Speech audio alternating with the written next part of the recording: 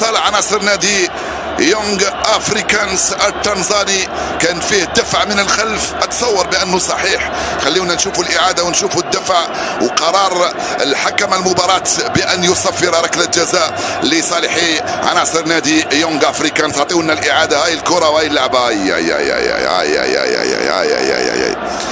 الردواني والاخر زاد من عنده شويه. على كل حال عادي جدا انه تزيد من عندك، لانه تحصل على ركله جزاء في الدقيقه الخامسه من انطلاقه الشوط الاول في الجزائر العاصمه في ملعب 5 جويليا.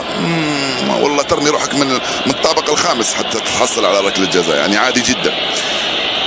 بعدين شجاعة كبيرة من الحكم الموريتاني. ممكن نقول بأنه قاسية، ولكن في الكرة ليس هناك شيء احنا نعبر عليها ونقول قاسية ونقول مستحقة أو لا، ولكن قانون قانون والتقدير تقدير. هنا الحكم مع أسامة بن بوط ولا احتجاج. الشيء الجميل من جانب لاعبي فريق اتحاد العاصمة لم يحتجوا على قرار الحكم. أيمن محيوس هو اللي نال البطاقة الصفراء. وش جاب أيمن محيوس للكرة الماضية؟ مش عارف، أنا لم أنتبه من كان صاحب الخطأ. هل سينفذها إبراهيم حماد؟ لا، ركلة الجزاء ستكون من جمعة شعباني الذي يتولى تنفيذ ركلة الجزاء. هذه الأولى. ما دام لم تحتجوا يا عناصر اتحاد العاصمة يلا سيضيع. ما دام أنكم لم تحتجوا على قرار حكم المباراة نقول سيضيع.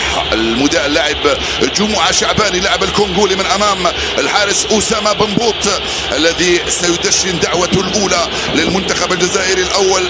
لو سجلها راح تكون المباراة صعبة وصعبة جدا ومثيرة بالنسبة الينا. ركلة الجزاء جمعة شعباني يستعد لتنفيذ هذه الركلة امام اسامة بن بوط. يلا يا اسامة، يلا يا اسامة، يرميها برا يا اسامة. بن بوط يستعد لصد هذه الركلة. الحكم يأذن الان. بن بوط وشعباني، بن بوط وشعباني، بن بوط وشعباني، بن بوط وشعباني، بن بوط وشعباني، بن بوط وشعباني. ضيعها. سجلها بروعة، سجلها بروعة. 1-0 لنادي يونغ افريكانز التنزاني في